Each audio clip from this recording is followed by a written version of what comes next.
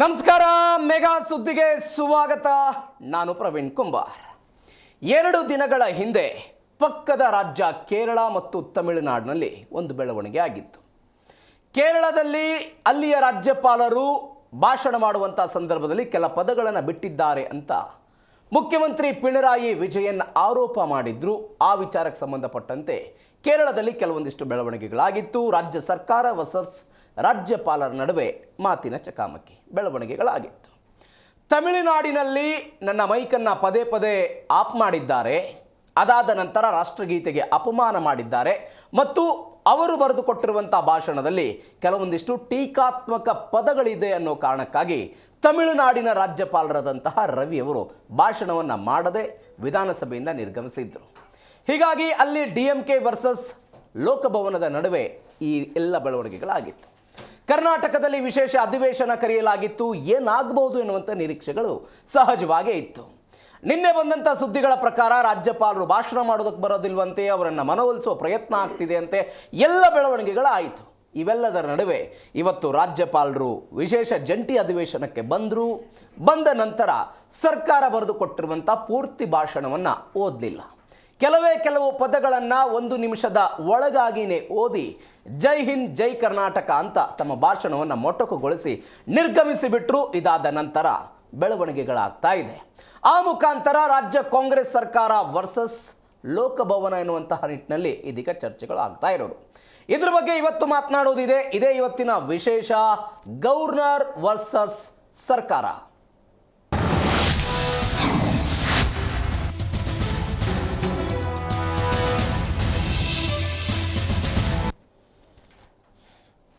ಸಂವಿಧಾನದ 173ನೇ ವಿಧಿಯ ಪ್ರಕಾರ ಆಯಾ ರಾಜ್ಯಪಾಲರುಗಳು ಸಾರ್ವತ್ರಿಕ ಚುನಾವಣೆ ಆದ ನಂತರ ಮತ್ತು ವರ್ಷದ ಮೊದಲನೆಯ ಅಧಿವೇಶನದಲ್ಲಿ ಜಂಟಿ ಅಧಿವೇಶನಗಳನ್ನು ಉದ್ದೇಶಿಸಿ ಭಾಷಣ ಮಾಡೋದು ಕಡ್ಡಾಯ ಅಂತ 173ನೇ ವಿಧಿಯ ಪ್ರಕಾರ. ಆದರೆ ಇವತ್ತು ತಾವರ್ ಚಂದ್ ಗೆಹ್ಲೋಟ್ ಅವರು ಅಧಿವೇಶನಕ್ಕೆ ಬಂದರು. ಸರ್ಕಾರ ಕೊಟ್ಟಂಥ ಭಾಷಣವನ್ನು ಓದದೆ ಕೇವಲ 1 ನಿಮಿಷ 5 ಸೆಕೆಂಡ್ನಲ್ಲಿ ಭಾಷಣವನ್ನು ಮೊಟಕುಗೊಳಿಸಿದರು. ಒಂದೇ ಒಂದು ನಿಮಿಷ. ಎಲ್ಲರಿಗೂ ನಮಸ್ಕಾರ. ನಿಮ್ಮೆಲ್ಲರನ್ನ ಜಂಟಿ ಅಧಿವೇಶನಕ್ಕೆ ಸ್ವಾಗತಿಸ್ತೀನಿ.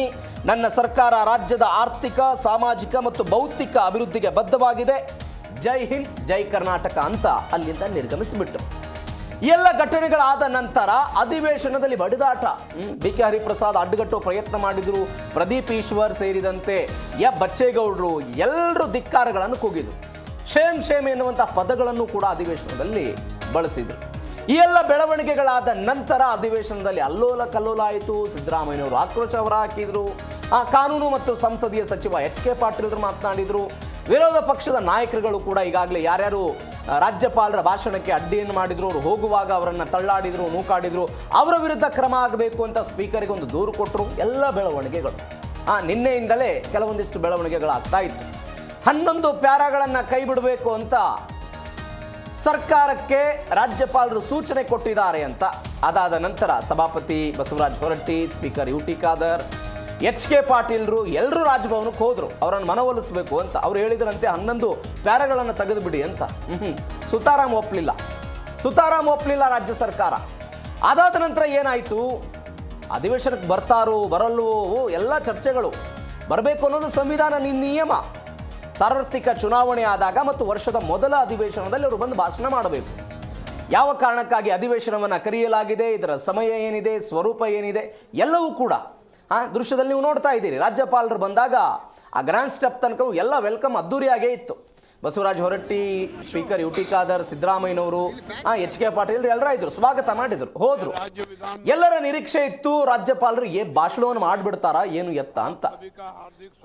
ಹೋದ ತಕ್ಷಣವೇ ಎಲ್ರಿಗೂ ನಮಸ್ಕಾರ ಅಂದ್ರು. ಮುಖ್ಯಮಂತ್ರಿಗಳನ್ನು ಸ್ವಾಗತಿಸಿದ್ರು, ವಿರೋಧ ಪಕ್ಷದ ನಾಯಕರನ್ನು ಸ್ವಾಗತ ಮಾಡಿದ್ರು. ಎಲ್ಲವೂ ಆದ ನಂತರ ಆರ್ಥಿಕ, ಸಾಮಾಜಿಕ ಮತ್ತು ಬೌದ್ಧಿಕ ಅಭಿವೃದ್ಧಿಗೆ ನನ್ನ ಸರ್ಕಾರ ಬದ್ಧವಾಗಿದೆ ಅಂತ ಹೇಳಿ ಜೈ ಹಿಂದ್ ಜೈ ಕರ್ನಾಟಕ ಅಂತ ಮೊಟಕುಗೊಳಿಸಿದ್ರು.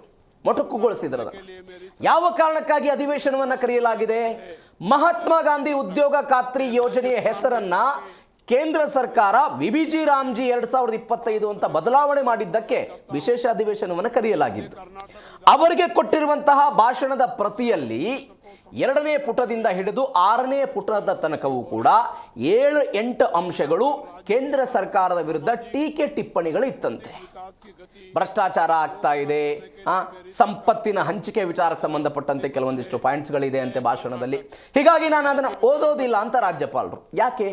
ರಾಷ್ಟ್ರಪತಿಗಳಿಂದ ಅಪಾಯಿಂಟ್ ಆದವರು ಅವರು. ಇದೀಗ ವಿಬಿಜಿ ರಾಮ್ಜಿ ಕಾಯ್ದೆ 2025 ರಾಜ್ಯಸಭೆಯಲ್ಲಿ ಲೋಕಸಭೆಯಲ್ಲಿ ಬಿಲ್ ಪಾಸ್ ಆಗಿ ರಾಷ್ಟ್ರಪತಿಗಳು ಅದಕ್ಕೆ ಅಂಕಿತ ಹಾಕಿದ್ದಾರೆ.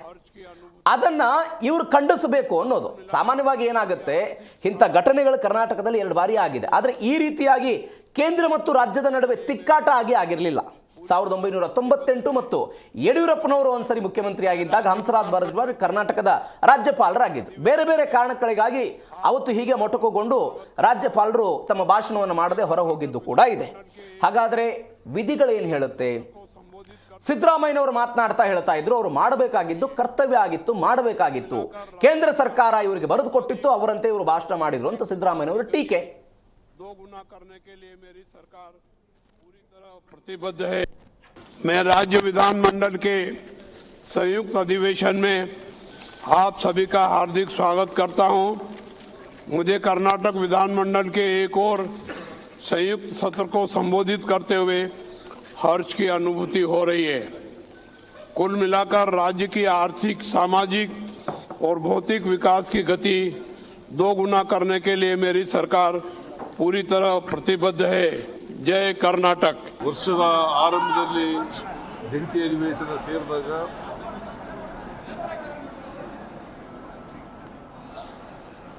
ಮತ್ತು ಹೊಸ ಸರ್ಕಾರ ಬಂದಾಗ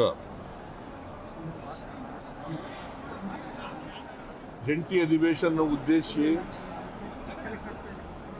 ಭಾಷಣ ಮಾಡ್ತಕ್ಕಂಥದ್ದು ರಾಜ್ಯ ಸಂವಿಧಾನದ ರೀತಿಯ ರಾಜ್ಯಪಾಲರ ಕರ್ತವ್ಯ. ಆರ್ಟಿಕಲ್ 176, 163 ಬಹಳ ಸ್ಪಷ್ಟವಾಗಿ ಹೇಳ್ತದೆ, ರಾಜ್ಯಪಾಲರು ಅವರು ತಯಾರು ಮಾಡಿದಂಥ ಭಾಷಣವನ್ನು ಓದಾಗಿಲ್ಲ. ಕ್ಯಾಬಿನೆಟ್ ಏನು ಪ್ರಿಪೇರ್ ಮಾಡಿಕೊಡ್ತದೆ, ಸರ್ಕಾರದ ಸಚಿವ ಸಂಪುಟ ಏನು ತಯಾರು ಮಾಡ್ತದೆ ಭಾಷಣ, ಆ ಭಾಷಣವನ್ನು ಓದಲೇಬೇಕು.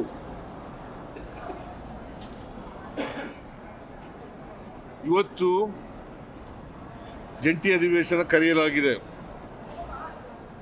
ಯಾಕಂದ್ರೆ ಇದು ಮೊದಲನೇ ವರ್ಷ, ಮೊದಲನೇ ದಿವಸ ಅಧಿವೇಶನ, ಮತ್ತೆ ಮೊದಲನೇ ಜಂಟಿ ಅಧಿವೇಶನ.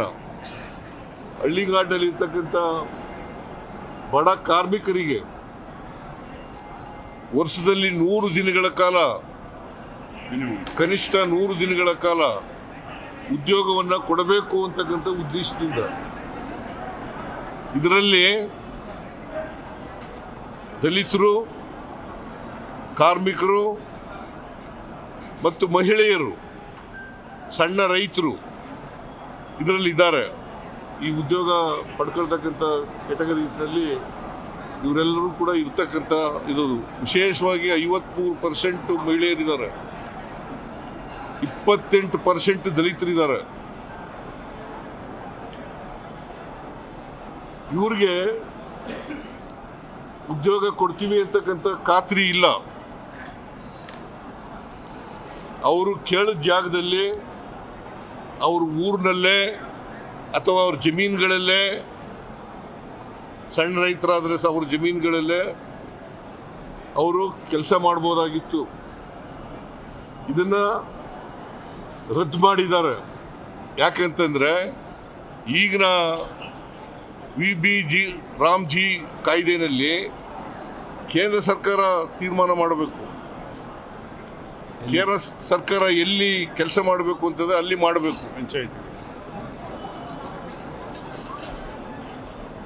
ಅವರು ತೀರ್ಮಾನ ಮಾಡ್ತಾರೆ ಎಲ್ಲಿ ಕೆಲಸ ಮಾಡಬೇಕು ಅನ್ನೋದನ್ನ ತೀರ್ಮಾನ ಮಾಡ್ತಾರೆ. ಆಮೇಲೆ 365 ದಿನಗಳು ಯಾವಾಗ ಕೆಲಸ ಕೇಳಿದ್ರು ಕೊಡಬಹುದಾಗಿತ್ತು, ಯಾವಾಗ ಕೆಲಸ ಕೇಳಿದ್ರು ಕೂಡ ಕೊಡಬೇಕಾಗಿತ್ತು. ಅದು ಸರ್ಕಾರದ ಕರ್ತವ್ಯ. ಇಲ್ಲ, ನಾನು ಈಗ ಕೂತ್ಕೊಂಡು ಮಾತಾಡ್ತೀನಿ, ಬೇರೆ ಮಂತ್ರಿಗಳ ಜೊತೆ ಮಾತಾಡ್ತೀನಿ, ಲಾ ಮಿನಿಸ್ಟರ್ ಜೊತೆಗೂ ಮಾತಾಡ್ತೀನಿ. ಆ ಮಾತಾಡಿ ಅಂತಿಮವಾಗಿ ನೀವು ತಿಳಿಸ್ತೀನಿ. ರಾಜ್ಯದ ಧ್ವನಿಯಾಗಿ ರಾಜ್ಯ ಸರ್ಕಾರ ತಯಾರು ಮಾಡತಕ್ಕಂಥ ಸಿದ್ಧಪಡಿಸಿರ್ತಕ್ಕಂಥ ಏನು ಭಾಷಣ ಇತ್ತು, ಆ ಭಾಷಣವನ್ನ ಸನ್ಮಾನ್ಯ ಘನವೆತ್ತ ರಾಜ್ಯಪಾಲರು ಓದಬೇಕು ಅಂತ ಹೇಳಿ ನಾವು ಬಯಸ್ತಾ ಇದ್ದೇವೆ. That is nothing but the mandate of constitution of India. 126(1) ಅನುಚ್ಛೇದದಲ್ಲಿ 1761 ಅನುಚ್ಛೇದ ಏನಿದೆ ಅದರಲ್ಲಿ ಸ್ಪಷ್ಟವಾಗಿದೆ, ಸರ್ಕಾರ ಈ ಒಂದು ಭಾಷಣವನ್ನು ಸಿದ್ಧಪಡಿಸ್ತದೆ, ರಾಜ್ಯಪಾಲರ ಮುಖಾಂತರ ಸಂದೇಶವನ್ನು ದೇಶಕ್ಕೆ, ರಾಜ್ಯಕ್ಕೆ, ಜನರಿಗೆ ಮುಟ್ಟಿಸೋ ಪ್ರಯತ್ನ ಮಾಡ್ತದೆ. ಇದು ಸಂವಿಧಾನಬದ್ಧವಾಗಿರ್ತಕ್ಕಂಥ ಹಕ್ಕು ಸರ್ಕಾರಕ್ಕೆ.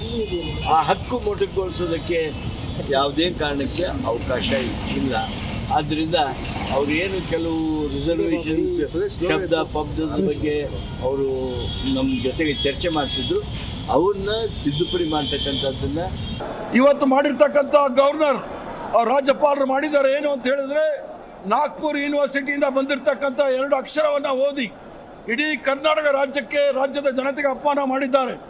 ಅದರಲ್ಲಿ ನಾವು ಪ್ರತಿಭಟನೆ ಮಾಡೋ ಸಂದರ್ಭದಲ್ಲಿ ಭಾರತೀಯ ಜನತಾ ಪಾರ್ಟಿಯ ಕೆಲವು ಶಾಸಕರು ನನ್ನ ಬಟ್ಟೆಯನ್ನು ಹರಿದು ಹಿಂದೆಯಿಂದ ಹರಿದಿದ್ದಾರೆ. ಮುಂದೆ ಬರಲಿಕ್ಕೆ ಯಾರಿಗೂ ಧೈರ್ಯ ಇಲ್ಲ. ಅವ್ರಿಗೆ ರಣಹೇಡಿಗಳು, ಬ್ರಿಟಿಷರ ಬೂಟ್ ನೆಗೆದವರು ಭಾರತೀಯ ಜನತಾ ಪಾರ್ಟಿಯವರು, RSS ಅವರು ಮುಂದೆ ಬಂದು ಹೋರಾಟ ಯಾವತ್ತೂ ಮಾಡಲಿಕ್ಕೆ ಅವ್ರಿಗೆ ಧೈರ್ಯ ಇಲ್ಲ. ಗವರ್ನರ್ ಮೂಲಕ ಕರ್ನಾಟಕ ರಾಜ್ಯದ ಹೆಸರಿಗೆ ಮಸಿ ಬಳ್ಳಲಿಕ್ಕೆ ಪ್ರಯತ್ನ ಮಾಡ್ತಾ ಇದ್ದಾರೆ. ಒಂದು ಪ್ರಗತಿಶೀಲ ರಾಜ್ಯ ಅನಿಸ್ಕೊಂಡಿರ್ತಕ್ಕಂಥದ್ದು, ಅತಿ ಹೆಚ್ಚಿನ GST ಕೊಡ್ತಕ್ಕಂಥ ರಾಜ್ಯ ಅನಿಸ್ಕೊಂಡಿರ್ತಕ್ಕಂಥದ್ದು, ಸಿಲಿಕಾನ್ ವ್ಯಾಲಿ ಅಂತ ಅನಿಸ್ಕೊಂಡಿರ್ತಕ್ಕಂಥದ್ದು, ಧರ್ಮ ನಿರಪೇಕ್ಷಿತ ರಾಜ್ಯ ಅಂತ ಅನಿಸ್ಕೊಂಡಿರೋದು, ಸರ್ವ ಜನಾಂಗದ ಶಾಂತಿಯ ತೋಟ ಅನಿಸ್ಕೊಂಡಿರ್ತಕ್ಕಂಥ ರಾಜ್ಯಕ್ಕೆ ಗವರ್ನರ್ ಅವ್ರಿಗೆ ಭಾರತೀಯ ಜನತಾ ಪಾರ್ಟಿಯವರು, RSS ರವರು ಕರ್ನಾಟಕ ರಾಜ್ಯಕ್ಕೆ ಮಸಿ ಬಳ್ಳಲಿಕ್ಕೆ ಪ್ರಯತ್ನ ಮಾಡ್ತಾ ಇದ್ದಾರೆ. ಇದಕ್ಕೆ ತಕ್ಕ ಉತ್ತರವನ್ನು ನಾವು ಸಹ ಕೊಡ್ತೀವಿ ಅನ್ನೋದನ್ನ ಇವ್ರು ತಿಳ್ಕೊಳ್ಬೇಕು. ಸಂವಿಧಾನಕ್ಕೆ ಅಪಚಾರ, ಅಪಮಾನ ಮಾಡಿರ್ತಕ್ಕಂಥ ಗವರ್ನರ್ ಈ ನಡೆಗೆ ನಾವು ಸರ್ಕಾರ ಇವತ್ತು ಪ್ರತಿಭಟಿಸ್ತಾ ಇದೆ. ಏನಿತ್ತು ಈ ಭಾಷಣದಲ್ಲಿ? ನರೇಗಾನ ರದ್ದುಪಡಿಸಿ ನಮ್ಮ ಕನ್ನಡಿಗರ ಉದ್ಯೋಗದ ಹಕ್ಕನ್ನೇನು ಕಿತ್ಕೊಂಡಿದ್ದೀರಿ, ಆ ಉದ್ಯೋಗದ ಹಕ್ಕು ಬರಬೇಕು, ಮರುಸ್ಥಾಪನೆ ಆಗಬೇಕು. ಅದನ್ನು ಹೇಳೋದು ತಪ್ಪ? ನಮ್ಮ ಕರ್ನಾಟಕಕ್ಕೆ ಮಾನ್ಯ ಮುಖ್ಯಮಂತ್ರಿಗಳು ಕೊಡ್ತಕ್ಕಂಥ ಬಜೆಟ್ಗಳ ಯಶಸ್ಸನ್ನು ನೋಡಿ ಇನ್ಸೆಂಟಿವ್ ಕೊಡಬೇಕು. ಅದರ ಬದಲಾಗಿ ಡೆವಲ್ಯೂಷನ್ ಆಫ್ ಫಂಡ್ಸ್ ಮುಖಾಂತರ ನಮಗೆ ಬರಬೇಕಾದದ್ದು ಹಣವನ್ನು ಹಿಡಿದಿಟ್ಕೊಳ್ತಕ್ಕಂಥದ್ದು. ಬರಬಿದ್ದಂಥ ಪರಿಸ್ಥಿತಿಯೊಳಗೂ ಸಹಿತ ನಮಗೆ ಪರಿಹಾರ ಕೊಡದೆ ನಾವು ಸುಪ್ರೀಂ ಕೋರ್ಟ್ಗೆ ಹೋಗಬೇಕಾಗಿರ್ತಕ್ಕಂಥ ಪರಿಸ್ಥಿತಿ ಬಂದಿರೋದು. ಭದ್ರಾದಲ್ಲಿ ನೀಡಬೇಕಾಗಿರ್ತಕ್ಕಂಥ ಹಣ ನೀಡದೇ ಇರತಕ್ಕಂಥದ್ದು ಇದು ಈ ಕ್ಷಣದವರೆಗೆ ಆಗಿರುವಂಥ ರಾಜ್ಯ ರಾಜಕಾರಣದ ಬೆಳವಣಿಗೆ. ಇದೇ ವಿಚಾರದ ಬಗ್ಗೆ ಇವತ್ತು ಮಾತನಾಡೋದಿದೆ. ಹಲವು ಜನ ಅತಿಥಿಗಳು ನಮ್ಮನ್ನು ಜಾಯ್ನ್ ಆಗಿದ್ದಾರೆ. ರಾಜಕೀಯ ವಿಶ್ಲೇಷಕರಾದಂಥ ಸುಭಾಷ್ ಹೋಗಾರ್ ಅವರು ನಮ್ಮ ಜೊತೆ ಇದ್ದಾರೆ. ಸರ್ ನಮಸ್ಕಾರ, ಕಾರ್ಯಕ್ರಮಕ್ಕೆ ಸ್ವಾಗತ. ಹೈಕೋರ್ಟ್ನ ವಕೀಲರಾಗಿರುವಂಥ ಕಾಳಯ್ಯ ಅವರು ನಮ್ಮ ಜೊತೆ ಇದ್ದಾರೆ. ಸರ್ ನಮಸ್ಕಾರ, ಕಾರ್ಯಕ್ರಮಕ್ಕೆ ಸ್ವಾಗತ. ಸುಭಾಷ್ ಹೋಗಾರ್ ಅವರಿಂದನೇ ಚರ್ಚೆಯನ್ನು ಶುರು ಮಾಡೋಣ. ಸರ್, ನಿನ್ನೆಯಿಂದ ಬರ್ತಾರೋ ಬರಲ್ವೋ ಅನ್ನುವಂಥ ದ್ವಂದ್ವ ಇತ್ತು. ಕೊನೆಗೂ ರಾಜ್ಯಪಾಲರು ಬಂದರು, ಅವ್ರಿಗೆ ಅನಿಸಿದ್ದನ್ನು ಮಾತನಾಡಿ ಹೋದರು. ಇದು ಅಸಂವಿಧಾನಿಕನ? ನೋಡಿ, ರಾಜ್ಯ ಮತ್ತು ಕೇಂದ್ರದೊಳಗಡೆ ಬೇರೆ ಬೇರೆ ಪಕ್ಷಗಳ ಸರ್ಕಾರಗಳಿದ್ದಾಗ ಈ ರೀತಿ ರಾಜ್ಯಪಾಲರು ಮತ್ತು ರಾಜ್ಯ ಸರ್ಕಾರದ ನಡುವೆ ಸಂಘರ್ಷ ನಡೆದಿದ್ದು ಹಿಂದೆನೂ ಇದೆ, ಅದು ಈಗಲೂ ನಡೀತಾ ಇದೆ. ಬಟ್ ಇತ್ತೀಚಿನ ವರ್ಷಗಳಲ್ಲಿ ಸ್ವಲ್ಪ ಜಾಸ್ತಿನೇ ಆಗಿದೆ. ಇದು ಮುಂದೆನೂ ಕೂಡ ಇರ್ತದೆ, ಯಾಕಂತಂದರೆ ಎಲ್ಲ ಪೊಲಿಟಿಕಲ್ ಅಜೆಂಡಾ. ಇವತ್ತಿನ ನಮ್ಮ ಕರ್ನಾಟಕದ ವಿಧಾನಮಂಡಲದ ಜಂಟಿ ಅಧಿವೇಶನದಲ್ಲಿ ಈ ಬೆಳವಣಿಗೆ ಏನು ನಡೆದಿದೆ, this is very very very unfortunate ಬೆಳವಣಿಗೆ. ಓಕೆ, ನಾನು ಇದರೊಳಗಡೆ ಯಾರದ್ದು ಸರಿ ಯಾರದ್ದು ತಪ್ಪು, ಭಾಷಣ ಏನು ಇತ್ತು, ಭಾಷಣದೊಳಗಡೆ ಯಾವ ರೀತಿ ಟೀಕೆ ಇತ್ತು, ರಾಜ್ಯಪಾಲರು ಅದನ್ನು ಏನು ಚೇಂಜ್ ಮಾಡಲಿಕ್ಕೆ ಹೇಳಿದ್ರು, ಆ ಎಲ್ಲ ಮೆರಿಟ್ ಬಗ್ಗೆ ಹೋಗ್ತಾ ಇಲ್ಲ. ಬಟ್ ಏನೇ ಡೆವಲಪ್ಮೆಂಟ್ ಇವತ್ತು ನಡೀತು, ರಾಜ್ಯಪಾಲರು ರಾಜ್ಯ ಸರ್ಕಾರ ಸಿದ್ಧಪಡಿಸಿದಂಥ ಭಾಷಣವನ್ನು ಓದಲಾರದೆ ಅವರು ತಮಗೆ ತೋಚಿದ್ದನ್ನು ಒಂದು ನಿಮಿಷ ಏನೋ ಹೇಳಿ ಹೊರಟು ಹೋಗಿದ್ದಿದೆಯಲ್ಲ, ಇದು ಭಾಳ ದುರದೃಷ್ಟಕರವಾದಂಥ ಬೆಳವಣಿಗೆ. ನಮ್ಮ ಪ್ರಜಾಪ್ರಭುತ್ವ ವ್ಯವಸ್ಥೆಯನ್ನು, ನಮ್ಮ ಒಕ್ಕೂಟ ವ್ಯವಸ್ಥೆಯನ್ನು ಶಿಥಿಲಗೊಳಿಸುವಂಥ ಬೆಳವಣಿಗೆ ಇದು. ಓಕೆ, ರಾಜ್ಯಪಾಲರು ವಾಸ್ತವಿಕವಾಗಿ ರಾಜ್ಯ ಸರ್ಕಾರ ಸಿದ್ಧಪಡಿಸಿದಂಥ ಭಾಷಣವನ್ನು ಅವರು ಮಾಡಲೇಬೇಕಿತ್ತು. ಅದು ಅವರ ಕಾನ್ಸ್ಟಿಟ್ಯೂಷನಲ್ ಡ್ಯೂಟಿ. ಓಕೆ. ಅದು ಅವರ ಸಂವಿಧಾನಕ್ಕೆ ಒಂದು ಕರ್ತವ್ಯ, ಅದನ್ನು ಅವರು ಮಾಡಬೇಕಾಗಿತ್ತು. ಆದರೆ ಈಗ ಒಂದು ಪ್ರಶ್ನೆ ಏನು ಅಂತಂದರೆ, ವಿಶೇಷವಾಗಿ ವಿರೋಧ ಪಕ್ಷಗಳ ಕಡೆಯಿಂದ ನೀವು ರಾಜಕೀಯಕ್ಕೆ ರಾಜ್ಯಪಾಲರನ್ನು ಬಳಸ್ಕೊಳ್ತಾ ಇದ್ದೀರಿ, ನಿಮ್ಮ ರಾಜಕೀಯಕ್ಕೆ ರಾಜ್ಯಪಾಲರ ಕಡೆಯಿಂದ ನೀವು ಭಾಷಣ ಮಾಡಿಸ್ತಾ ಕೇಂದ್ರ ಸರ್ಕಾರವನ್ನು ಟೀಕೆ ಮಾಡಿಸ್ತಾ ಇದ್ದೀರಿ, ಮೋದಿ ಅವರನ್ನು ಟೀಕೆ ಮಾಡಿಸ್ತಾ ಇದ್ದೀರಿ. ಓಕೆ, ವಾಟ್ ಎವರ್ ಅವರೊಂದು ಆರೋಪವನ್ನು ಮಾಡ್ತಾ ಇದ್ದಾರೆ. ಇದು ರಾಜ್ಯಪಾಲರು ಏನು ಮಾತಾಡ್ತಾರಲ್ಲ, ಅದು ರಾಜ್ಯಪಾಲರ ಅಭಿಪ್ರಾಯ ಅಲ್ಲವೇ ಅಲ್ಲ, ಸರ್ಕಾರದ ಅಭಿಪ್ರಾಯ, ಅದು ಸರ್ಕಾರದ ಅಭಿಪ್ರಾಯ. ಓಕೆ. ಈಗ ರಾಜ್ಯಪಾಲರ ಬಾಯಿಂದ ಕೇಂದ್ರ ಸರ್ಕಾರದ ವಿರುದ್ಧ ಏನಾದರೂ ಟೀಕೆಗಳನ್ನು ಮಾಡಿದರೆ, ಅದು VBG ರಾಮ್ಜಿ ಯೋಜನೆ ಹೊಸದಾಗಿ ಏನು ಈಗ ಮಾಡಿದ್ದಾರೆ ಅದ್ರ ಬಗ್ಗೆ ಏನಾದರೂ ಟೀಕೆಗಳನ್ನು ಮಾಡಿದರೆ ಅದು ರಾಜ್ಯಪಾಲರ ಅಭಿಪ್ರಾಯ ಆಗೋದೇ ಇಲ್ಲ, ಅದು ತಾವರ್ ಚಂದ್ ಗೆಹ್ಲೋಟ್ ಅವರ ಅಭಿಪ್ರಾಯ ಅಲ್ಲ. ಬಟ್ ನನ್ನ ಸರ್ಕಾರ ಅಂತ ಹೇಳ್ತಾರಲ್ಲ ಸರ್ ಅವರು, ಪದ ಬಳಕೆ ಮಾಡ್ತಾರೆ. ಹೌದು, ಯಾಕಂತಂದ್ರೆ ಗವರ್ಮೆಂಟ್ ಅಂತ ಅವ್ರು ನನ್ನ ಸರ್ಕಾರ ಅಂತಲೇ ಹೇಳಬೇಕು. ರಾಷ್ಟ್ರಕ್ಕೆ ಪ್ರಧಾನಮಂತ್ರಿ ಅವರು ಇದ್ದರೂ ಕೂಡ ರಾಷ್ಟ್ರಪತಿಗಳ ಹೆಸರಿನೊಳಗಡೆ ಅಧಿಕಾರ ನಡೆಯೋದು. ಹೌದು. ರಾಜ್ಯದೊಳಗಡೆ ಮುಖ್ಯಮಂತ್ರಿಗಳು ಇದ್ದರೂ ಕೂಡ ರಾಜ್ಯಪಾಲರ ಹೆಸರಿನೊಳಗಡೆ ಅಧಿಕಾರ ನಡೆಯೋದು. ಅವರು ನನ್ನ ಸರ್ಕಾರ ಅಂತಲೇ ಹೇಳಬೇಕು, ಅದರೊಳಗಡೆ ಯಾವುದೇ ಇದು ಇಲ್ಲ, ಅದು ಕರೆಕ್ಟ್ ಆಗಿದೆ.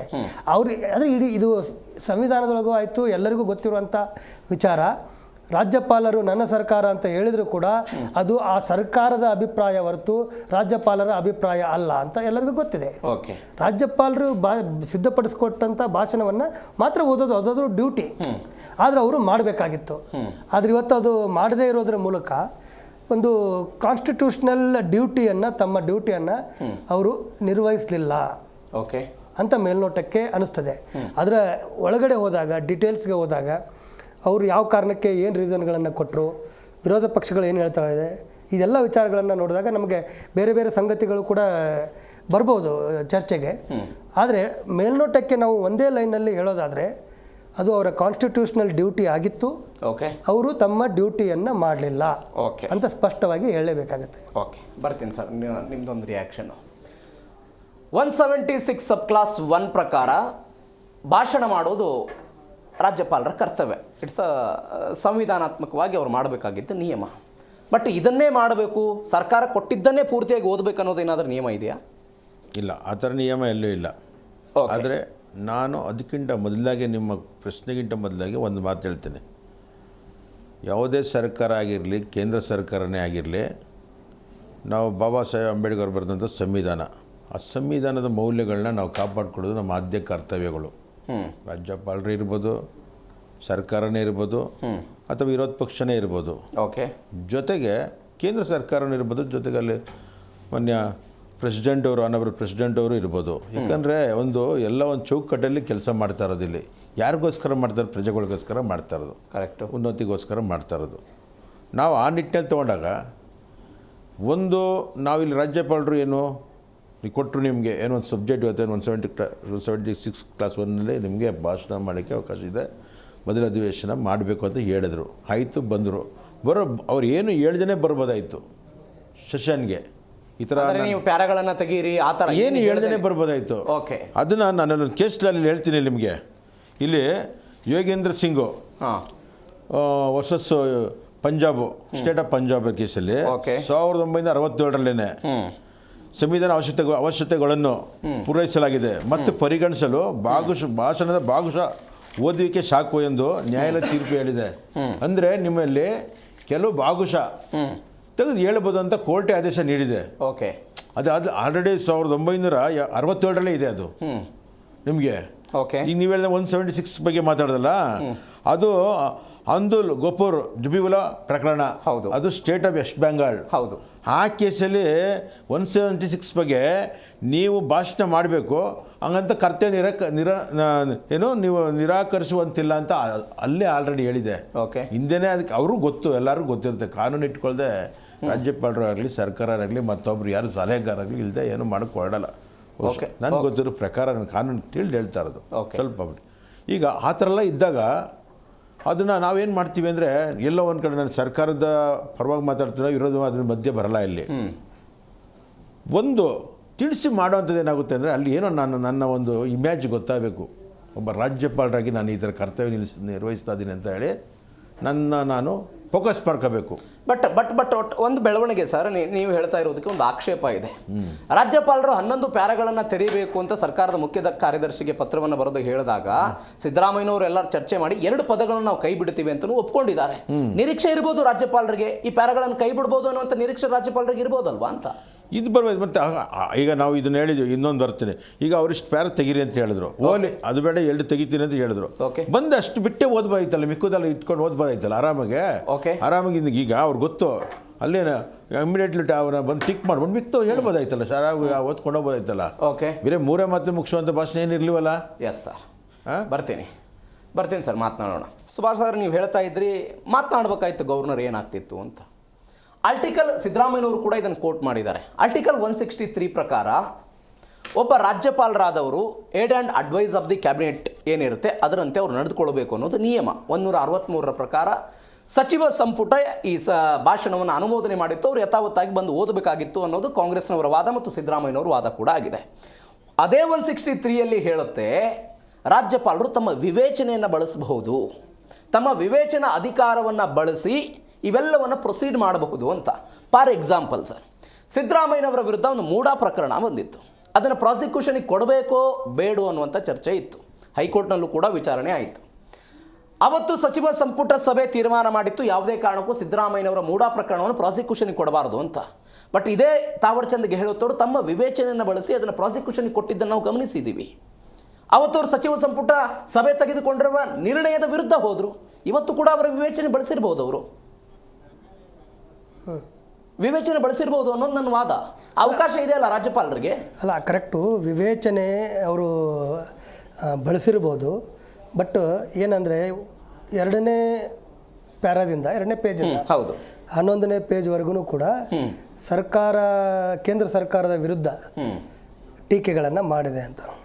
ಇಲ್ಲಿ ಪ್ರಶ್ನೆ ಏನು ಅಂತಂದರೆ, ಕೇಂದ್ರ ಸರ್ಕಾರದ ವಿರುದ್ಧ ಟೀಕೆ ಮಾಡೋದು ಅನ್ಕಾನ್ಸ್ಟಿಟ್ಯೂಷನಲ್ಲ.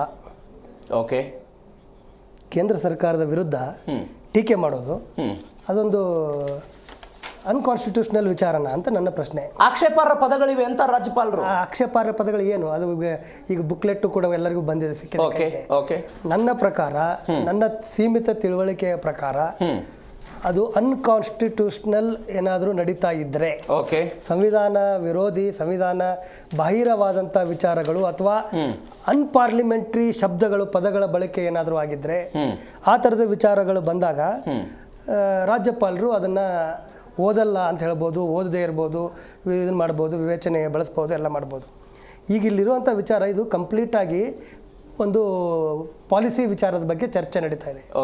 ವಿಶೇಷ ಅಧಿವೇಶನ ನಡೀತಾ ಇರೋದೇ ಮನ್ರೇಗಾ ಯೋಜನೆಯನ್ನು ಬದಲಾವಣೆ ಮಾಡಿ, ಅದರ ಹೆಸರು ಚೇಂಜ್ ಮಾಡಿ, ಅದರ ಎಲ್ಲ ಪ್ರಾವಿಷನ್ಸನ್ನು ಚೇಂಜ್ ಮಾಡಿ ಇದನ್ನು ಮಾಡಿದ್ರು ಅಂತ. ಆ ರೀತಿ ಪ್ರಾವಿಷನ್ಸನ್ನು ಚೇಂಜ್ ಮಾಡುವಂಥ, ಹೆಸರು ಚೇಂಜ್ ಮಾಡುವಂಥ ಎಲ್ಲ ಅಧಿಕಾರವೂ ಕೂಡ ಕೇಂದ್ರ ಸರ್ಕಾರಕ್ಕೆ ಇದೆ. ಅದನ್ನು ಯಾರೂ ಪ್ರಶ್ನೆ ಮಾಡೋಕ್ಕಾಗಲ್ಲ. ಕೇಂದ್ರ ಸರ್ಕಾರಕ್ಕೆ it has got every power. ಒಂದು ಪಾಲಿಸಿ, ಇದು ಸ್ಕೀಮ್ದು ನಾವು ಹೆಸರು ಚೇಂಜ್ ಮಾಡ್ತೀವಿ, ಅದರೊಳಗಡೆ ಪ್ರಾವಿಷನ್ಸ್ ಚೇಂಜ್ ಮಾಡ್ತೀವಿ ಅಂತ.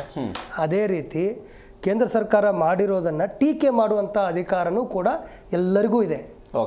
ರಾಜ್ಯ ಸರ್ಕಾರಕ್ಕೂ ಇದೆ, ಒಬ್ಬ ಜನಸಾಮಾನ್ಯ ವ್ಯಕ್ತಿಗೂ ಕೂಡ ಇದೆ, ಎಲ್ಲರಿಗೂ ಕೂಡ ಇದೆ.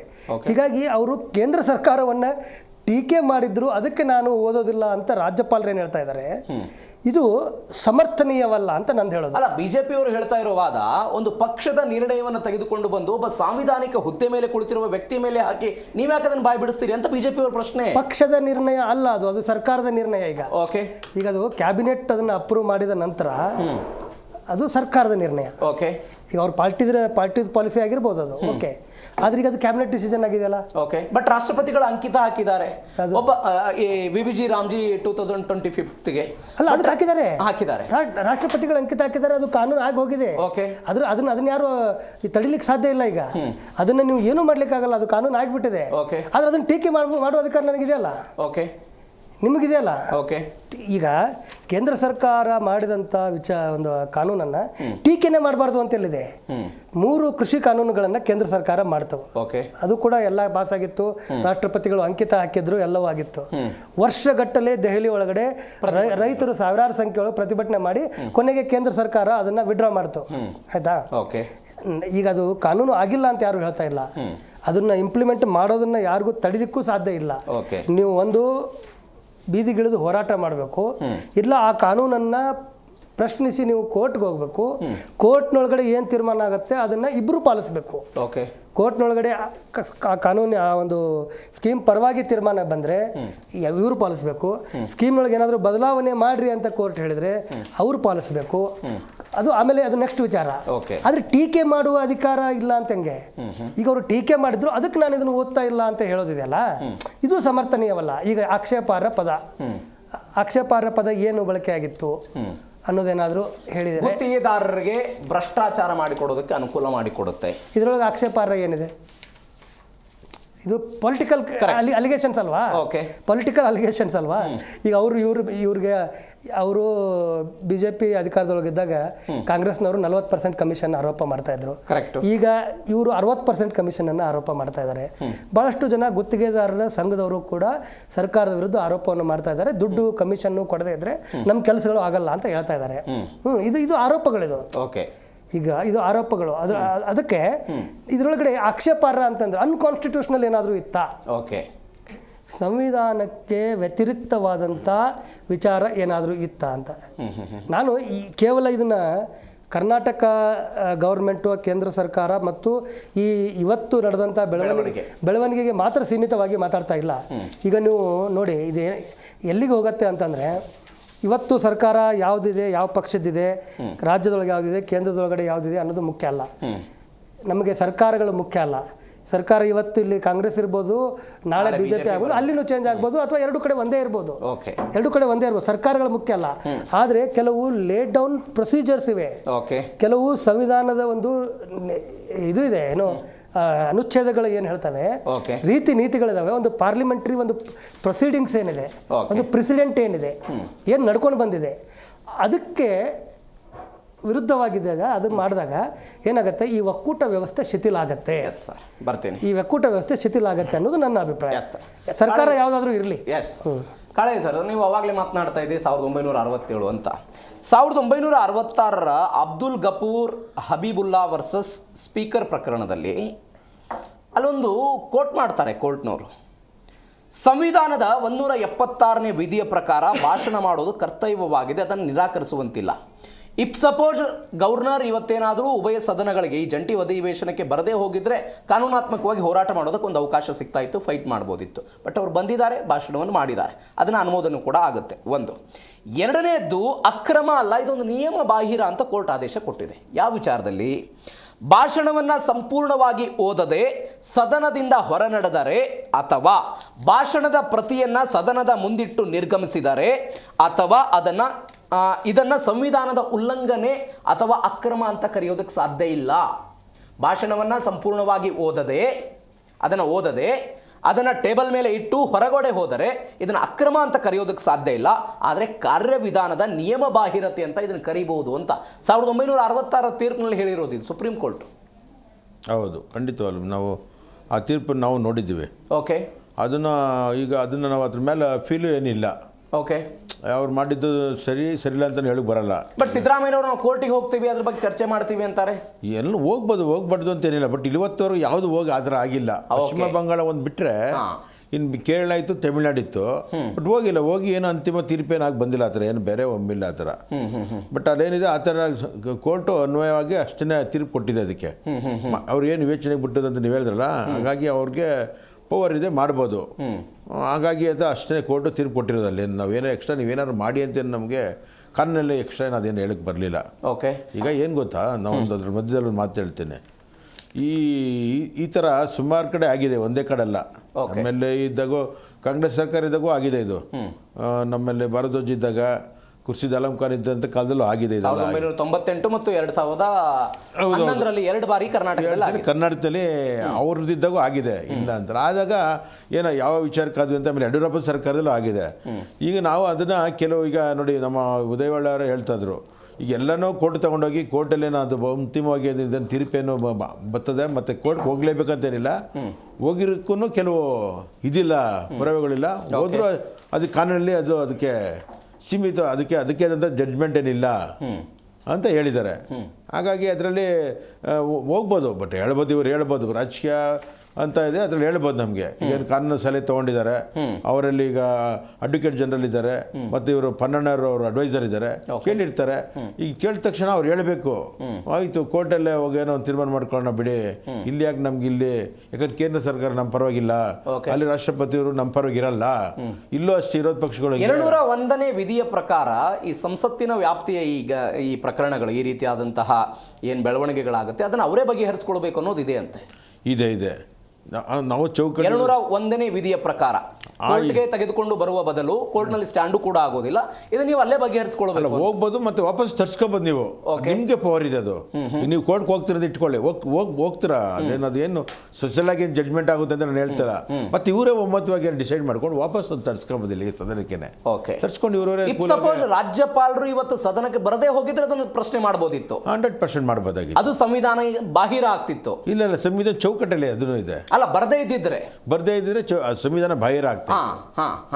ಬಟ್ ಬಂದೂ ಈ ಥರ ಏನಾದರೂ ಆಗಿದ್ದರೆ, ನೀವು ಹೇಳಿದಂಗೆ ಸಿದ್ದರಾಮಯ್ಯ ಇವಾಗ ನಾವು ಕೋರ್ಟ್ಗೆ ಹೋಗ್ತೀವಿ ಅಂತ ಹೇಳ್ತಾವ್ರಲ್ಲ, ನಮ್ಮ ಭಾಷಣ ಬೇರೆ 3 ಮಾತಲ್ಲಿ ಮುಗಿಸ್ಬಿಟ್ರು ಅಂತ ಹೇಳ್ತಿರಲ್ಲ, ಇಲ್ಲಿ ನಮ್ಮ ಒಂದು ಅಸೆಂಬ್ಲಿಗೆ ಎಲ್ಲೋ ಒಂಥರ ನಮಗೆ ಕುಂಠಿತ ಆಯಿತು, ಸರಿಯಾಗಿ ನಡ್ಕೊಂಡಿಲ್ಲ ರಾಜ್ಯಪಾಲರು, ನಮ್ಗೆ ಅಗೌರವ ಆಯಿತು ಅಂತ ಈ ಥರ ಹೇಳ್ತಾರೆ. ಮತ್ತು ವಿರೋಧ ಪಕ್ಷದವ್ರು ಏನು ಗದ್ದಲ ಮಾಡಿದ್ರು ಅಂತೆಲ್ಲ ಹೇಳ್ತಾರಲ್ಲ, ಈ ಎಲ್ಲಕ್ಕೂ ಅವ್ರಿಗೆ ಏನು ಕೊಡ್ತಾರೆ ಉತ್ತರ, ನಾವು ಕೋರ್ಟ್ಗೆ ಹೋಗ್ತೀವಿ ಅಂತಲೇ ಹೇಳ್ಬೇಕು ಅವರು. ಅದು ಸೆಕೆಂಡ್ರಿ, ಕೋರ್ಟಲ್ಲಿ ಅದು ಅಡ್ಮಿಟ್ ಆಗುತ್ತೋ ಇಲ್ಲ ಬಿಡುತ್ತೋ ಇಲ್ಲ ಏನು ಫೇವರಾಗಿ ಜಡ್ಜ್ಮೆಂಟ್ ಕೊಡಿದ್ರು ಸೆಕೆಂಡ್ರಿ. ಬಟ್ ಅವ್ರು ಹೇಳ್ಬೇಕಾದ್ದು ಹೇಳಲೇಬೇಕು ಅದನ್ನ. ಯಾರಿದ್ರು ಆ ಸ್ಥಾನದಲ್ಲಿ, ಈ ವಿರೋಧ ಪಕ್ಷದವರು ಈ CM ಸ್ಥಾನದಲ್ಲಿದ್ರು, ಅವರು ಅದನ್ನೇ ಹೇಳೋದು. ಎಸ್ ಸರ್, ಬರ್ತೀನಿ, ಮಾತನಾಡೋಣ. ಸುಭಾಷ್ ಸರ್, ನೀವು ಅವಾಗಲೇ ಹೇಳ್ತಾ ಇದ್ರಿ ರಾಜ್ಯಪಾಲರು ಟೀಕೆ ಮಾಡೋದ್ರಲ್ಲಿ ಅರ್ಥ ಏನಿದೆ ಅದು ಸರ್ಕಾರದ ಅಭಿಪ್ರಾಯ ಅಂತ. ನನಗೆ ಒಂದು ಡಾಟಾ ನೋಡ್ತಾ ಇದ್ದೆ ನಾನು. 2023ರಲ್ಲಿ ಸಿದ್ದರಾಮಯ್ಯನವರ ಸರ್ಕಾರ ರಾಜ್ಯದಲ್ಲಿ ಬಂದ ನಂತರ 2023 ಮೇದಿಂದ ಹಿಡಿದು 2025 ಡಿಸೆಂಬರ್ ತನಕ ಸರಿಸುಮಾರು 32 ತಿಂಗಳ ಈ ಅವಧಿಯಲ್ಲಿ, ಈ ಪೀರಿಯಡಲ್ಲಿ ಕೇಂದ್ರ ಸರ್ಕಾರದ ನೀತಿ ಯೋಜನೆಗಳು ಮತ್ತು ನಿಯಮಗಳು ಅವುಗಳ ವಿರುದ್ಧ ಒಟ್ಟು 18 ನಿರ್ಣಯಗಳನ್ನು ಮಂಡಿಸಿದ್ದಾರೆ ಕರ್ನಾಟಕ ರಾಜ್ಯ ಕಾಂಗ್ರೆಸ್ ಸರ್ಕಾರದ ಸದನದಲ್ಲಿ. ಅದು ಬೇರೆ ಬೇರೆ ವಿಚಾರಕ್ಕೆ ಸಂಬಂಧಪಟ್ಟಂತೆ, ಒಂದು ರಾಷ್ಟ್ರ ಒಂದು ಚುನಾವಣೆ ಆಗಿರ್ಬೋದು, ಎಲ್ಲ ಬೆಳೆಗಳಿಗೂ ಕೂಡ MSP ದರ ತರುವಂಥದ್ದಾಗಿರ್ಬೋದು, ಅದಾದ ನಂತರ ಆರ್ಥಿಕ ಸಂಪನ್ಮೂಲ ಸಮಾನ ಹಂಚಿಕೆ ವಿಚಾರ, ಹೀಗೆ ಒಟ್ಟು 18 ವಿಚಾರಗಳ ಮೇಲೆ ಇವರು ವಿರೋಧವನ್ನು ವ್ಯಕ್ತಪಡಿಸಿದ್ದಾರೆ. ಮೂಲೆ ಗುಂಪಿಗೆ ಹಾಕಿಬಿಟ್ಟಿದೆ ಕೇಂದ್ರ ಸರ್ಕಾರ, ಪ್ರತಿಕ್ರಿಯೆ ಕೊಟ್ಟಿಲ್ಲ ಎಲ್ಲದಕ್ಕೂ. ಈಗ ಒನ್ಸ್ ಅಗೇನ್ BBG ರಾಮ್ಜಿ ವಿಚಾರದಲ್ಲಿ ನಾವು ವಿರೋಧವನ್ನು ವ್ಯಕ್ತಪಡಿಸಿ ಕೇಂದ್ರಕ್ಕೆ ನಾವು ಕಳಿಸ್ಕೊಡ್ತೀವಿ ಅಂದರೆ ಏನು ಪ್ರಯೋಜನ ಏನು ಸರ್ ಇದರಿಂದ? ಇಲ್ಲಿ ಪ್ರಯೋಜನದ ಪ್ರಶ್ನೆ ಬರಲ್ಲ. ಓಕೆ, ವಿರೋಧ ದಾಖಲಾಗಬೇಕು ಅಂತ ಅವ್ರದ್ದು ಮನಸ್ಸಿನೊಳಗಡೆ ಇರ್ತದೆ. ಈಗ ನನಗೆ ನೀವು 18 ವಿಚಾರಗಳು, 18 ಅಲ್ಲ ಇನ್ನೂ 28 ಆಗ್ಬೋದು. ಓಕೆ, ನಾವು ಇದಕ್ಕೆ ನಮ್ಮ ವಿರೋಧ. ಈಗ ನೀವು for example once very simple matter, ಈಗೊಂದು ಯಾವುದೋ ಒಂದು ವಿಷಯಕ್ಕೆ ಸಂಬಂಧಪಟ್ಟಂತೆ ಸುಪ್ರೀಂ ಕೋರ್ಟ್ನಲ್ಲಿ 5 ಜನ ಜಡ್ಜ್ಗಳು 3 ಜನ ಜಡ್ಜ್ಗಳು ಕೂತ್ಕೊಂಡು ತೀರ್ಪನ್ನು ಕೊಡ್ತಾರೆ. 2 ಜಡ್ಜ್ಗಳದ್ದು ಒಂದು ಅಭಿಪ್ರಾಯ ಇರುತ್ತೆ, ಒಬ್ಬರ ಜಡ್ಜದು ಇನ್ನೊಂದು ಅಭಿಪ್ರಾಯ ಇರುತ್ತೆ. ಅವರು ತಮ್ಮ ಅಭಿಪ್ರಾಯವನ್ನು ಸಪ್ರೇಟ್ ಆಗಿ ದಾಖಲು ಮಾಡ್ಬೇಕು ಅದನ್ನು. ಅಂದರೆ ನಾಳೆ ಆ ತೀರ್ಪನ್ನು ಇನ್ನೊಂದು 10 ವರ್ಷ 20 ವರ್ಷ ಬಿಟ್ಟು ಯಾರೋ ಓದಿದಾಗ ಈ ರೀತಿ ತೀರ್ಪು ಬಂದಾಗ 2 ಜಡ್ಜ್ಗಳು ಹಿಂಗೆ ಹೇಳಿದ್ರು, ಒಬ್ಬರು ಜಡ್ಜು ಹಂಗೆ ಹೇಳಿದ್ರು ಅಂತೇಳಿ ಅದು ರೆಕಾರ್ಡಲ್ಲಿ ಇರಲೇಬೇಕದು. ಹಾಂ, ನಾನು ಇರೋದು 3 ಜಡ್ಜಲ್ಲಿ 2 ಒಂದು ಕಡೆ ಹೇಳ್ತಾ ಇದ್ದಾರೆ, ನಾನು ಒಬ್ಬನೇ ಒಂದು ಕಡೆ ಹೇಳಿದ್ರೆ ಏನು ಪ್ರಯೋಜನ ಅಂತೇಳಿ ನಾನು ಹೇಳದೇ ಇರಲಿಕ್ಕಾಗಲ್ಲ. ಓಕೆ, ನಾನು ಹೇಳಲೇಬೇಕಲ್ಲ, ಯಾಕಂತಂದರೆ ಅದು ರೆಕಾರ್ಡ್ ಆಗಬೇಕು. ಇದು ಈಗ ಕರ್ನಾಟಕ ಗೌರ್ಮೆಂಟು ಕಾಂಗ್ರೆಸ್ ಗೌರ್ಮೆಂಟು ಅಲ್ಲ, ನಾಳೆ ಬೇರೆ ಯಾವುದೇ ಗೌರ್ಮೆಂಟ್ ಇದ್ದರೂ ಕೂಡ ಕೇಂದ್ರ ಸರ್ಕಾರದ ಬಗ್ಗೆ ಆಗಲಿ ಬೇರೆ ಯಾವುದೋ ವಿಚಾರಗಳ ಬಗ್ಗೆ ಅವರು ತಮ್ಮದೇನಾದರೂ ವಿರೋಧವನ್ನು ದಾಖಲು ಮಾಡುವಂಗಿದ್ರೆ ಅವರು ದಾಖಲಿಸಲೇಬೇಕು. ಪ್ರಯೋಜನ ಆಗೋದು ಸೆಕೆಂಡರಿ. ಈಗ ನೋಡಿ, ಇವರು ಆಯಿತು ವಿರೋಧಕ್ಕೋಸ್ಕರ ವಿರೋಧ ಮಾಡ್ತಾರೆ ಅಂತ ಒಂದು ಆರೋಪವನ್ನು ಕೂಡ ಮಾಡ್ಬೋದು. ಈ 18 ವಿಚಾರ ಇರ್ಬೋದು, ಇದು 19ನೇ ವಿಚಾರ ಇರ್ಬೋದು, ನಾಳೆ ಇನ್ನೊಂದು 20ನೇ ವಿಚಾರ ಬರುತ್ತೆ. ವಿರೋಧಕ್ಕೋಸ್ಕರನೇ ವಿರೋಧ. ಯಾಕಂದರೆ ಅವರು ಪೊಲಿಟಿಕಲ್ ಪಾರ್ಟಿ ಎರಡು ಬೇರೆ ಬೇರೆ ಪಾರ್ಟಿಗಳ ಅವರು ಅಡ್ವರ್ಸರೀಸ್, ಒಬ್ಬರೊಬ್ಬರು ವಿರೋಧಿಗಳವರು. ಅವರು ವಿರೋಧ ಮಾಡೇ ಮಾಡ್ತಾರೆ. ಅದ್ರ ಬಗ್ಗೆ ಯಾವ ಡೌಟು ಯಾರು ಇಟ್ಕೊಳ್ಳೋದು ಅವಶ್ಯಕತೆ ಇಲ್ಲ. ಅವರು ನೀವು ಮಾಡಿದ್ದು ಭಾಳ ಚೆನ್ನಾಗಿದೆ ಅಂತ ಇವ್ರಿಗೆ ಅನಿಸಿದ್ರು ಕೂಡ ಅದರೊಳಗಿಂದ ಏನಾದರೂ ಒಂದು ತಪ್ಪು ಹುಡುಕಿ ಅದನ್ನು ವಿರೋಧ ಮಾಡೋದೇ ಅವ್ರ ಕೆಲಸ. ಕಾಂಗ್ರೆಸ್ನವ್ರದ್ದು ಉಲ್ಟಾ ಇದ್ದಾಗ ಅವ್ರು ಅದನ್ನೇ ಮಾಡ್ತಾರೆ. ಹೀಗಾಗಿ ನಾವು ವಿರೋಧ ಮಾಡಬಾರದು ಅಂತ ನಿರೀಕ್ಷೆ ಮಾಡಲಿಕ್ಕಾಗಲ್ಲ. ಇವರು ವಿರೋಧ ಮಾಡೋದು ಕೂಡ ರಾಜಕೀಯ ಇರ್ಬೋದು. ಮತ್ತು ಇವರು ವಿರೋಧ ಮಾಡಿ ಕಳಿಸಿರುವಂಥ 18 ನಿರ್ಣಯಗಳನ್ನು ಅದಕ್ಕೆ ಕ್ಯಾರೆ ಅನ್ನಲಾರ್ದೆ, ಅದನ್ನು ಗಮನವನ್ನು ಕೂಡ ಹರಿಸಲಾರ್ದೆ, ಅದು ಏನು ಅಂತ ಯೋಚನೆ ಮಾಡಲಾರ್ದೆ ಅದನ್ನು ತೊಗೊಂಡೋಗಿ ಡಸ್ಟ್ಬಿನ್ಗೆ ಹಾಕಿದ್ದು ಅದು ಕೂಡ ರಾಜಕಾರಣ. ಹೌದು. ಎರಡೂ ರಾಜಕಾರಣನೇ. ಈಗ ನಾವೇನಾಗಿದೆ ಬೇಸಿಕಲಿ ಈಗ ಮಾತಾಡ್ತಾ ಇದ್ವಿ, ನಾವು ಬಹಳಷ್ಟು ಟೆಕ್ನಿಕಲ್ ವಿಚಾರಗಳನ್ನು, ಕಾನ್ಸ್ಟಿಟ್ಯೂಷನಲ್ ವಿಚಾರಗಳನ್ನು, ಲೀಗಲ್ ವಿಚಾರಗಳನ್ನು, ಸಂವಿಧಾನ ಹಂಗೆ ಹೇಳುತ್ತೆ, ಆ ಆರ್ಟಿಕಲ್ ಹಿಂಗೆ ಹೇಳುತ್ತೆ, ಈ ಆರ್ಟಿಕಲ್ ಹಿಂಗೆ ಹೇಳುತ್ತೆ, 163 173 ಏನೋ ಮಾತಾಡ್ತಾ ಇದ್ದೀವಿ. ಇದು ಯಾವುದನ್ನು ಕೂಡ ಅವ್ರ ತಲೆ ಒಳಗಡೆ ಇಲ್ಲ, ಅವ್ರು ಅದನ್ನು ಹೇಳ್ತಾ ಇದ್ದಾರೆ. ಇಬ್ಬರು ಅಷ್ಟೇ ಅಜೆಂಡಾ. ಎರಡೂ ಕಡೆಯವರು ಕೂಡ, ವಿರೋಧ ಪಕ್ಷ ಇರ್ಬೋದು, ಗೌರ್ಮೆಂಟ್ ಇರ್ಬೋದು, ಅವರಿಬ್ಬರು ತಲೆ ಒಳಗಡೆ ಇರೋದು ಪಾಲಿಟಿಕ್ಸು. ಅವರು ರಾಜಕಾರಣ ಮಾಡ್ತಾ ಇದ್ದಾರೆ. ಸ್ವಲ್ಪ ಇಂಟರಪ್ಟ್ ಆಗ್ತೀನಿ ಸರ್. ಇಲ್ಲಿ ಕೆಲವೊಂದಿಷ್ಟು ಜನ ವಿಶ್ಲೇಷಣೆಕಾರರು ಮತ್ತು ಕೆಲವೊಂದಿಷ್ಟು ಜನ ಮಾತನಾಡ್ತಾ ಇರುವಂತ ಮಾತು, ಇವರು 2ರಿಂದ 11ನೇ ಪುಟ ತನಕ ಏನು ಕೇಂದ್ರ ಸರ್ಕಾರದ ವಿರುದ್ಧ ಈ ರೀತಿಯಾಗಿ ಪದಪ್ರಯೋಗಗಳನ್ನು ಬಳಕೆ ಮಾಡಿ ವಿಬಿಜಿ ರಾಮ್ಜಿ ಸೇರಿದಂತೆ ಬೇರೆ ಬೇರೆ ವಿಚಾರಗಳ ಬಗ್ಗೆ ಏನು ಬರೆದಿದ್ದಾರೆ, ಅದನ್ನ ಕೊನೆಯಲ್ಲಿ ಬರೆದಿದ್ರೆ ಇಂಥ ತಿಕ್ಕಾಟ ಆಗ್ತಾ ಇರಲಿಲ್ಲ. ಅಲ್ಲ, ಯಾಕಪ್ಪ ಸರ್ಕಾರಕ್ಕೆ ನೋಡಿ, ಸರ್ಕಾರ ಜನರಿಂದ ಆಯ್ಕೆಯಾಗಿರುವಂಥ ಕರ್ನಾಟಕದ ಜನ ಓಟ್ ಹಾಕಿ ಗೆಲ್ಸಿರುವಂಥ ಸರ್ಕಾರ. ನಾನು ಆವಾಗಲೇ ನಿಮ್ಗೆ ಹೇಳಿದೆ, ಈ ಮನ್ರೇಗಾ ರದ್ದು ಮಾಡಿ ವಿಬಿಜಿ ರಾಮ್ಜಿ ಮಾಡುವಂಥ ಎಲ್ಲ ಅಧಿಕಾರ ಮೋದಿ ಸರ್ಕಾರಕ್ಕೆ ಇದೆ.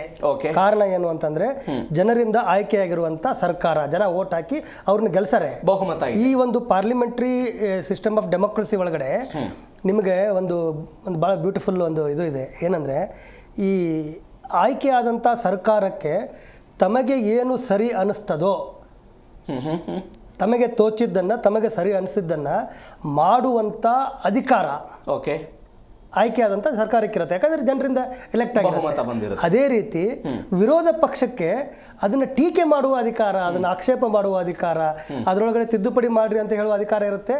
ಆದರೆ ಇವ್ರಿಗೆ ರೂಲ್ ಮಾಡುವ ಅಧಿಕಾರ ಇಲ್ಲ. ಯಾಕಂದರೆ ಇವ್ರಿಗೆ ಮ್ಯಾಂಡೇಟ್ ಇಲ್ಲ. ವಿಬಿಜಿ ರಾಮ್ಜಿ ನೀವು ವಿರೋಧ ಮಾಡ್ಬೋದು ಅಷ್ಟೇ. ಅಲ್ಟಿಮೇಟ್ಲಿ ಏನು, ಡೆಮೋಕ್ರಸಿ ಒಳಗಡೆ ಜನರ ಅಭಿಪ್ರಾಯನೇ ಮುಖ್ಯ ತಾನೆ. ಇವರಿಬ್ಬರೂ ಕೂಡ ಮಾಡ್ತಾ ಇರೋದು ಏನು ಅಂತಂದರೆ, ಲಾಂಗ್ ಟರ್ಮ್ ಒಳಗಡೆ ಜನರ ಮನಸ್ಸಿನೊಳಗಡೆ ಒಂದು ಅಭಿಪ್ರಾಯವನ್ನು ರೂಪಿಸುವಂಥ ಪ್ರಯತ್ನವನ್ನು ಇಬ್ಬರು ಕೂಡ ಮಾಡ್ತಾ ಇದ್ದಾರೆ. ಈ ನಾಳೆ 28ರಲ್ಲಿ ಅಸೆಂಬ್ಲಿ ಎಲೆಕ್ಷನ್ ಬರುತ್ತೆ, 29ರಲ್ಲಿ ಲೋಕಸಭಾ ಎಲೆಕ್ಷನ್ ಬರುತ್ತೆ. BJP ಅವ್ರಿಗೆ ವಿಬಿಜಿ ರಾಮ್ಜಿ ನಾವು ಮಾಡಿದ್ದು ಬಹಳ ಸರಿಯಾಗಿದೆ ಅಂತ ಜನರಿಗೆ ಕನ್ವಿನ್ಸ್ ಮಾಡಬೇಕು. ಮಹಾತ್ಮ ಗಾಂಧಿ ಅನ್ನೋ ವಿಚಾರ ದೊಡ್ಡ ಚರ್ಚೆ ಆಗ್ತಾ ಇರೋದು ಸರ್. ಆಗ್ತಾ ಇದೆ. ಮಹಾತ್ಮ ಗಾಂಧಿ ಹೆಸರು ಚೇಂಜ್ ಮಾಡಿದ್ರು ಅಂತ, ಮತ್ತು ಅದರೊಳಗಡೆ ಕೆಲವು ಪ್ರಾವಿಷನ್ಸ್ ಕೂಡ ಬದಲು ಮಾಡಿದ್ದಾರೆ. ಅದು ಬಹಳ ಕರೆಕ್ಟ್ ಆಗಿ ಮಾಡಿದ್ವಿ ನಾವು, ಜನರ ಹಿತದೃಷ್ಟಿಯಿಂದನೇ ನಾವು ಮಾಡಿದ್ವಿ ಅಂತ ಜನರಿಗೆ ಕನ್ವಿನ್ಸ್ ಮಾಡುವ ಅಜೆಂಡಾ ಬಿಜೆಪಿದು. ಅದು ಜನ ವಿರೋಧಿ ಆಗಿತ್ತು. ಮಹಾತ್ಮ ಗಾಂಧಿ ಹೆಸರನ್ನು ತೆಗೆದ್ರು. ನಿಜವಾಗ್ಲೂ ಕೂಡ ಜನರಿಗೆ ಕೆಲಸದ ಏನು ಉದ್ಯೋಗದ ಖಾತ್ರಿ ಇತ್ತಲ್ಲ, ಹಕ್ಕು, ಆ ಹಕ್ಕನ್ನು ಕಿತ್ಕೊಂಡು ಈಗ ಅದನ್ನ ಒಂದು ಕೇಂದ್ರ ಸರ್ಕಾರದ ಒಂದು ದಯೆ, ಅವ್ರ ಮರ್ಸಿ ಪ್ರಕಾರ ಜನ ಕೆಲಸ ತಗೊಳ್ಳೋಂಗೆ ಮಾಡಿದ್ರು. ಇದು ನಿಜಕ್ಕೂ ಕೂಡ ಜನ ವಿರೋಧಿ ಅಂತ ಹೇಳುವ ಅಧಿಕಾರ ಕಾಂಗ್ರೆಸ್ಗೂ ಕೂಡ ಇದೆ, ವಿರೋಧ ಪಕ್ಷಗಳಿಗಿದೆ. ಕಾಂಗ್ರೆಸ್ ಅಂದ್ರೆ ವಿರೋಧ ಪಕ್ಷ. ಕರ್ನಾಟಕದಲ್ಲಿ ಕಾಂಗ್ರೆಸ್, ಇನ್ನೊಂದು ರಾಜ್ಯದಲ್ಲಿ ಇನ್ನೊಂದು ಪಾರ್ಟಿ, ವಿರೋಧ ಪಕ್ಷಗಳಿಗಿದೆ. ಅಲ್ಟಿಮೇಟ್ಲಿ ಏನು ಅಂತಂದ್ರೆ, ಇವರು ಜನರ ಮನಸ್ಸಿನೊಳಗಡೆ ತಮ್ಮ ತಮ್ಮ ವಿಚಾರವನ್ನು ತಿಳಿಸಿ ಅವರ ವಿಚಾರಗಳನ್ನು ಕನ್ವಿನ್ಸ್ ಮಾಡುವ ಪ್ರಯತ್ನ. ಇದೆಲ್ಲ ಆದ್ಮೇಲೆ ಎಲೆಕ್ಷನ್ ಬಂದಾಗ ಜನ ಯಾರು ಸರಿ ಅಂತಾರೆ ಅವ್ರಿಗೆ ವೋಟ್ ಹಾಕ್ತಾರೆ. ಇದು ಆ ಒಂದು ಇದಕ್ಕೆ ಇದು ಒಂದು ಬಿಲ್ಡಪ್. ಇದು ವೇದಿಕೆಯನ್ನು ಸಿದ್ಧ ಮಾಡ್ಕೊಳ್ಳೋದು, ವೇದಿಕೆ ಸಿದ್ಧ ಪ್ರತಿಯೊಂದಕ್ಕೂ ಕೂಡ. ಈಗ ಒಂದೊಂದು ಸಣ್ಣ ಸಣ್ಣ ವಿಚಾರಗಳನ್ನು ಇಟ್ಕೊಂಡು ಕೂಡ ಕೇಂದ್ರ ಸರ್ಕಾರದಿದ್ದಾಗ ನಮ್ಮ ಕರ್ನಾಟಕ ಸರ್ಕಾರ ಅಥವಾ ಕಾಂಗ್ರೆಸ್ ಟೀಕೆ ಮಾಡ್ತಾರೆ. ಅವ್ರಿಗೇನು ಅಂತಂದ್ರೆ, ಕೇಂದ್ರ ಸರ್ಕಾರದ ಬಗ್ಗೆ ಒಂದು ಅಭಿಪ್ರಾಯವನ್ನು ಹೇಳಿ ಜನರಿಗೆ ಒಂದು ಅಭಿಪ್ರಾಯವನ್ನು ರೂಪಿಸಬೇಕು. ಅದೇ ರೀತಿ ಕರ್ನಾಟಕ ಗೌರ್ಮೆಂಟ್ ಬಗ್ಗೆ ಇಲ್ಲಿ ಬಿಜೆಪಿ ವಿರೋಧ ಪಕ್ಷ ಅವ್ರು ಮಾಡೋದು ಅದೇ ಕೆಲಸವನ್ನ. This is politics. ನಾವು ಟೆಕ್ನಿಕಲ್ಲು, ಲೀಗಲ್ಲು, ಪಾಲಿಟಿಕ್ಸ್ಗಳ ನಡುವೆ ಸಂವಿಧಾನಿಕ ಹುದ್ದೆಗಳ ಮೇಲೆ ಇರೋರನ್ನು ಹೇಗೆ ನಡೆಸ್ಕೊಳ್ತೀವಿ ಅನ್ನೋದ್ರ ಮೇಲೂ ಕೂಡ ಒಂದು ಚರ್ಚೆ ಆಗುತ್ತೆ ಸರ್. ಒಂದು ಕೆಲವೊಂದಿಷ್ಟು ಪ್ರಶ್ನೆಗಳು ಸಹ, ಸಂವಿಧಾನಿಕ ಹುದ್ದೆಯಲ್ಲಿ ಇರೋರನ್ನ ಹೆಂಗೆ ನಡೆಸ್ಕೊಳ್ತೀವಿ ಅನ್ನೋದು ಚರ್ಚೆ ಆಗಬೇಕು. ಸಂವಿಧಾನಿಕ ಹುದ್ದೆಯಲ್ಲಿ ಇರೋರು ಹೆಂಗೆ ನಡ್ಕೊಳ್ತಾರೆ ಅನ್ನೋದು ಕೂಡ ಚರ್ಚೆ ಆಗಬೇಕು. ಇದು ಎರಡು ಕಡೆ ಇರ್ತದೆ, ಒಂದು ಕಡೆ ಇರಲ್ಲ. ಸಂವಿಧಾನಿಕ, ಈಗ ನೋಡಿ, ನಾನು ಕರ್ನಾಟಕದ್ದು ಬಿಟ್ಬಿಡೋಣ. ಈಗ 3-4 ರಾಜ್ಯಗಳಲ್ಲಿ ರಾಜ್ಯ ಸರ್ಕಾರ ಮತ್ತು ರಾಜ್ಯಪಾಲ ನಡುವೆ ಬಹಳ ತಿಕ್ಕಾಟ ನಡೀತಾ ಇದೆ. ತಮಿಳುನಾಡು ವಿಚಾರ ಇರ್ಬೋದು. ತಮಿಳುನಾಡಲ್ಲಿ ಅಲ್ಲಿನ ರಾಜ್ಯ ಸರ್ಕಾರ ಅಸೆಂಬ್ಲಿ ಒಳಗಡೆ ಪಾಸ್ ಮಾಡಿದಂಥ ಸುಮಾರು 10-12 ವಿಧೇಯಕಗಳನ್ನು ರಾಜ್ಯಪಾಲರು 2-2.5-3 ವರ್ಷಗಟ್ಟಲೆ ಇಟ್ಕೊಂಡ್ಬಿಟ್ರು. ಈಗ ನೀವು ಒಂದು ಉತ್ತರ ಕೊಡಿ. ಜನರಿಂದ ಆಯ್ಕೆಯಾಗಿರುವಂಥ ರಾಜ್ಯ ಸರ್ಕಾರಕ್ಕೆ ಪರಮಾಧಿಕಾರ ಇದೆಯೋ, ಅಥವಾ ರಾಜ್ಯಪಾಲ ಬಂದು ಜನರಿಂದ ಆಯ್ಕೆ ಆಗಿಲ್ಲ, ಜನ ಅವ್ರಿಗೆ ಮ್ಯಾಂಡೇಟ್ ಕೊಟ್ಟಿಲ್ಲ, ಅವ್ರಿಗೆ ರಾಷ್ಟ್ರಪತಿ ನೇಮಕ ಮಾಡಿದ್ದಾರೆ, ಕೇಂದ್ರ ಸರ್ಕಾರದ ನಾಮಿನಿ ಅವರು, ಅವ್ರಿಗೆ ಜನರಿಂದ ಆಯ್ಕೆ ಆಗಿರುವಂಥ ಸರ್ಕಾರ ಮಾಡಿದಂಥ ಒಂದು ತೀರ್ಮಾನಗಳನ್ನು ತಡೆಯೋ ಹಕ್ಕಿದೆಯಾ ಅಂತ ಒಂದು ಪ್ರಶ್ನೆ. ಮಾತನಾಡ್ತೀನಿ. ಕಳವಿನವರು ಅವಾಗಲೂ ಕುಂದ ಮಾತನಾಡ್ತಾ ಇದ್ವಿ, ರಾಜ್ಯಪಾಲರ ವಿವೇಚನೆ ಇದೆ, ಬೇರೆ ಬೇರೆ ಅಧಿಕಾರಿಗಳಿದೆ, ಅದನ್ನು ಬಳಕೆ ಮಾಡ್ಕೊಳ್ಬೋದು ಅಂತ. ರಾಜ್ಯಪಾಲರ ಈ ನಡೆಯನ್ನು ಖಂಡಿಸಿ ರಾಜ್ಯ ಸರ್ಕಾರದವರು ರಾಷ್ಟ್ರಪತಿಗಳ ಕಡೆ ಹೋಗೋದಕ್ಕೆ ಏನಾದರೂ ಅವಕಾಶಗಳಿದೆಯಾ ಕಾನೂನಾತ್ಮಕವಾಗಿ? ಖಂಡಿತವಾಗಿದೆ. ಓಕೆ, ಹೋಗ್ಬೋದು, ಖಂಡಿತವಾಗ್ಲೂ ಇದೆ, ಅವಕಾಶ ಇದೆ. ಅವರು ಈಗ ಆಲ್ರೆಡಿ ರಾಷ್ಟ್ರಪತಿಗೆ ಹಿಂದೆಲ್ಲ ಮನವಿ ಕೊಟ್ಟಿದ್ದಾರೆ, ಏನೋ ಈ ಮೋಡ ಪ್ರಕರಣ ಇದ್ದಾಗೂ ಮತ್ತು ಏನು ಕೆಲವೆಲ್ಲ ಸುಮಾರು ಈಗ ನಮ್ಮ ಮೇಲೆ ಅಧಿವೇಶನ 2 ಸಲ ನಡೆದಾಗ್ಲೂ ಅವಾಗಲೂ ಎಷ್ಟು 3-4 ಸಲ 5 ಸಲ ಆಗ್ತಾನೆ. ಅಷ್ಟು ಅಧಿವೇಶನದಲ್ಲ ಕೆಲವು ಬಿಲ್ ಮಂಡನೆ ಪಾಸ್ ಆಗಲಿಲ್ಲ, ಆಗೆಲ್ಲ ಅವಾಗ ಚರ್ಚೆ ಮಾಡಿದ್ದಾರೆ ಅವರು, ಹೋಗಿ ಕೂತು ಚರ್ಚೆ ಮಾಡಿದರೆ ಅಂತ ಅವಕಾಶ ಇದೆ. ಈಗಲೂ ಸಹ ಅಂಥವಕ್ಕೆ ಅವಕಾಶ ಇದೆ. ರಾಷ್ಟ್ರಪತಿಯವ್ರ ಹತ್ರ ಕೂತ್ಕೊಂಡು ಮಾತಾಡಿ ಈ ಥರ ಆಗಿದೆ ಅಂತ ಹೇಳುವಂಥದ್ದು ಸರ್ಕಾರಕ್ಕೆ ಅಂತ ಎಲ್ಲ ಕೆಲವು ಸಕಲ ಇದಿದೆ, ಅವಕಾಶಗಳಿದೆ. ಜೊತೆಗೆ ಹೇಳಿ ಸರ್, ಪ್ಲೀಸ್ ಕಂಟಿನ್ಯೂ. ಆಮೇಲೆ ಏನಂದರೆ ಇನ್ನೊಂದು ರಾಷ್ಟ್ರಪತಿನೇ ಅಂತಲ್ಲ, ನೋಡಿ ಇದೆಲ್ಲ ಇಡೀ ಜನ ಪಬ್ಲಿಕ್ಕು ನೋಡ್ತಾ ಇರ್ತಾರೆಲ್ಲ, ಪ್ರತಿಯೊಂದನ್ನು ವಾಚ್ ಮಾಡ್ತಾ ಇರ್ತಾರೆ. ನೀವು ಹೇಳ್ದಂಗೆ ಈಗ ಎಲ್ಲರಿಗೂ ನಮಗಿಂತ ಫಾಸ್ಟಾಗಿ ಅಡ್ವೊಕೇಟ್ಸ್ಗಿಂತ ಮತ್ತು ಮೀಡಿಯಾಗಿಂತನೂ ಕೆಲವು ಇನ್ನೂ ಫಾಸ್ಟಾಗಿರೋರು ಇದ್ದಾರೆ. ಏನು ಮಾಡ್ಬೋದು ಏನು ಮಾಡಬಾರ್ದು ಅಂತ ಈಗೆಲ್ಲ ಕೈಲೇ ಈಗೆಲ್ಲ ಆ್ಯಪ್ ಎಲ್ಲ ಇವೆಲ್ಲ ಇರೋದ್ರಿಂದ, ಈ ಮೊಬೈಲೆಲ್ಲ ಇರ್ತದೆ, ಸ್ವಲ್ಪ ಅವರು ವಿವೇಚನೆ ಶಕ್ತಿಗಳು ಮತ್ತು ಆಲೋಚನೆ ಶಕ್ತಿಗಳೆಲ್ಲ ಅವ್ರಿಗೆ ಇರ್ತದೆ. ಕಾನೂನು ಅಂದ್ರೂ ಕಾನೂನು ನಾವು ಚೌಕಟ್ಟಿಗೆ ಮಾಡಬಾರ್ದು ಅಂತ. ಸೊ ಪಬ್ಲಿಕ್ಗೆ ನೇರವಾಗಿ ಈಗ ಸಿಗುವಂಥದ್ದು ಈಗೆಲ್ಲ ತುಂಬ ಸವಲತ್ತುಗಳು ಈಗ ಮೊಬೈಲ್ ಕೊಟ್ಬಿಟ್ಟಿದ್ದಾರೆ. ಈಗ ನೋಡಿ ಇವ್ರು ಮಾಡೋ ಕೆಲಸಗಳು ಈಗ ಸಿದ್ದರಾಮಯ್ಯ ಮಾಡ್ತಾರೋ ಸರಿಯಿಲ್ಲ ಅಂತ ಹೇಳ್ಕೋಲ್ಲ, ಅವ್ರು ಕರೆಕ್ಟಾಗಿದೆ ಅಂತ ನಮ್ಮ ಅನಿಸಿಕೆ. ಈಗ ಸದ್ಯಕ್ಕೆ ರಾಜ್ಯಪಾಲರಿಗೆ ಇದು ಅವಶ್ಯಕತೆ ಇರಲಿಲ್ಲ. ನಾವು ಏನು ಇದೆಲ್ಲ ಮಾಡ್ತಾಯಿದ್ವಿ, ಅವ್ರಿಗೆ ಗೊತ್ತಾಗುತ್ತೆ ಏನು ಇದೆಲ್ಲ ನಾನು ಮಾಡ್ತಾ ಇರೋದೇನು, ನಾನು ಅವ್ರ ಅಂಡರಲ್ಲಿ ಇತ್ಕೊಂಡು ಮಾಡ್ತಾಯಿದ್ದೀನಿ ಇಷ್ಟೆಲ್ಲ ಕೆಲಸನೂ. ರಾಷ್ಟ್ರಪತಿಯವರು ಹೇಳ್ತಿದಾರ, ಇಲ್ಲ ನನಗೆ ಹೋಮ್ ಮಿನಿಸ್ಟರ್ ಹೇಳ್ತಿದಾರ, ಅಥವಾ ಅಲ್ಲಿ ಪ್ರೈಮ್ ಮಿನಿಸ್ಟರ್ ಹೇಳ್ತಿದಾರ, ಏನಿದೆಲ್ಲ ಅಂತ ಅವ್ರಿಗೂ ಗೊತ್ತಿರುತ್ತೆ. ಬಟ್ ಇದು ಏನು ಎಫೆಕ್ಟ್ ಹೆಂಗಾಗುತ್ತೆ, ಇದು ನಾವು ಎಷ್ಟು ನಮಗೆ ಏನು ನಾವು ಸರ್ಕಾರನ ಎಷ್ಟು ತರಬೇಕು, ಇಲ್ಲಿ ಇಲ್ಲಿ ತಂದು ನಾನು ರಾಜ್ಯಪಾಲರಿಗೆ ಇಟ್ಟಿದ್ದಾರೆ, ಎಷ್ಟು BJP ಸರ್ಕಾರ ತರಲೇಬೇಕು ಅನ್ನೋ ಒಂದು ಕುತೂಹಲ ಯಾಮೋಹನ ಇರ್ಬೋದು ಅವ್ರಿಗೆ. ನನ್ನ ಫೀಲ್ಡಲ್ಲಿ ಹಿಂಗೆ ಮಾಡಿ ಬಂದೆ ಅನ್ನೋ ಒಂದು ಅವ್ರಿಗೊಂದು ಅವಾರ್ಡು ಬರ್ಬೋದು, ಬಹುಶಃ ಬರ್ಬೋದು ಅವ್ರಿಗೆ. ಇಂಥವೆಲ್ಲ ಆಲೋಚನೆಗಳು ಇಟ್ಕೊಂಡೇ ಮಾಡ್ತಾ ಇರೋದು. ಹಂಗಂದಾಗ ಕ್ಷಣಕ್ಕೆ ಸಿದ್ದರಾಮಯ್ಯ ಆಗಿರ್ಬೋದು. ರಾಜ್ಯಪಾಲ ಹುದ್ದೆ ಅನ್ನೋದು ರಾಜಕೀಯೇತರ ಹುದ್ದೆ ಸರ್, ಅದು ರಾಜಕೀಯೇತರ ಹುದ್ದೆ ಆಗ್ತಲ್ವಲ್ಲ ಈಗ. ಓಕೆ, ನೀವು ಬಿಡಿಸ್ಕೊಬಿಡುತ್ತಲ್ಲ ಈಗ. ಇವತ್ತಲ್ಲ ಸರ್, ಈ ಹಿಂದೆ ನಿಂತ ಆರೋಪಗಳಿದೆ. ಹಂಸರಾಜ್ ಭರದ್ವಾಜ್ ಇದ್ದಾಗಲೂ ಕೂಡ ಆರೋಪಗಳಿತ್ತು. ಯಡಿಯೂರಪ್ಪನವರು ವರ್ಸಸ್ ಹಂಸರಾಜ್ ಭರದ್ವಾಜ್ ಸರ್ಕಾರಕ್ಕೆ ಆಗ್ತಾನೆ ಇರಲಿಲ್ಲ. ಅವತ್ತು ರಾಜಭವನ ವರ್ಸಸ್ ಯಡಿಯೂರಪ್ಪನವ್ರ ಗೌರ್ಮೆಂಟ್ ಎಷ್ಟು ಕಿತ್ತಾಟ ಆಗಿದೆ. ಸೆಂಟ್ರಲ್ ಗೌರ್ಮೆಂಟಲ್ಲಿ 18ನೇ ತಾರೀಕು ರಾಮ್ಜಿ ಇದನ್ನೇನು ಬಂತು, VGB ರಾಮ್ಜಿ ಬರ್ತಲ್ಲ, ಇದನ್ನೆಷ್ಟು ಮನ್ರೇಗ ಇದನ್ನ ತೆಗೆದು 3 ದಿವಸದಲ್ಲಿ ಇದನ್ನೊಂದು ಆರ್ಡರ್ ಅಧಿವೇಶನದಲ್ಲಿ ಪಾಸ್ ಮಾಡಿಬಿಡ್ತಾರೆ. ನೋಡಿ ಸೆಂಟ್ರಲ್ ಗೌರ್ಮೆಂಟ್ ತಗೊಳ್ರಿ, ನೀವು ಚರ್ಚೆಗಳು ನಡೆದಿಲ್ಲ ಅಂತ ಎಷ್ಟೋ ಬಿಲ್ ಪಾಸ್ ಆಗ್ಬಿಟ್ಟು. ಈಗ ನೀವು ಸೆಂಟ್ರಲ್ ಗೌರ್ಮೆಂಟ್ ಇದನ್ನ ಮಾಡ್ತೀರಿ, BJP ಅವರು ಹೇಳ್ತಾರೆ ದ್ವೇಷ ಭಾಷಣದ ಬಗ್ಗೆ ಚರ್ಚೆನ ಮಾಡಿಲ್ಲ, ಹಂಗೆ ಪಾಸ್ ಮಾಡಿದ್ರು ಅಂತ ಇವರು ಇಲ್ಲಿ ಹೇಳ್ತಾರೆ. ಅದನ್ನೇ ನೀವು ಪಾಸ್ ಮಾಡಲಿಲ್ಲ, ಇವರು ಅಲ್ಲೂ ಅಲ್ಟಿಮೇಟ್ ರಾಜಕಾರಣವೇ ಇಲ್ಲಿ ಮೇಲಾಗುತ್ತೆ. ನೀವು ಒಂದು ಬಿಲ್ ಪಾಸ್ ಮಾಡಿ ಬಿಡಲ್ಲ ಅಂದ್ರೆ ಅಲ್ಲಿ ನಿಮ್ಮ ಮೇಲೆ ಏನಿದೆ ಹಂಗಾರೆ, ಎಲ್ಲಕ್ಕೂ ಪ್ರತಿಯೊಂದನ್ನು ಮಾಡೋದೇ ಇಲ್ಲ ಅಂದ್ರೆ ಅಲ್ಲಿಗೆ ರಾಜ್ಯಪಾಲರು ಇತ್ಕೊಂಡೇನ್ ಬತ್ತು ಮಾಡ್ಬೇಕಲ್ಲ ಕೆಲವು. ಅಲ್ಲ ಅಲ್ಲಿಗೂ ಹೋಗುತ್ತೆ, ಇವ್ರದೇ ಅಂತಿಮೇನಲ್ಲ, ಅಲ್ಲಿ ರಾಷ್ಟ್ರಪತಿ ಇವ್ರದ್ದು ಇರುತ್ತೆ. ಅಲ್ಲಿ ಅವರು ಅಂಗೀಕಾರ ಮಾಡಬೇಕು. ನಾವು ಮಾಡಿದ ಕ್ಷಣಕ್ಕೆ ಇಲ್ಲಿ ಮಾಡಿದ ಕ್ಷಣಕ್ಕೆ ಇಷ್ಟಕ್ಕೆ ಇದು ಕ್ಲಿಯರ್ ಆಗಲ್ಲ. ಹಾಗಾಗಿ ಎಲ್ಲಕ್ಕೂ ನಾನೇ ಮಾಡಿದೆ ಅಂತ ಬೆಂತಟ್ಕೊಳ್ಳೋದಲ್ಲ, ಅದು ನನಗೇನೋ ಇಷ್ಟ ಆಗಲ್ಲ.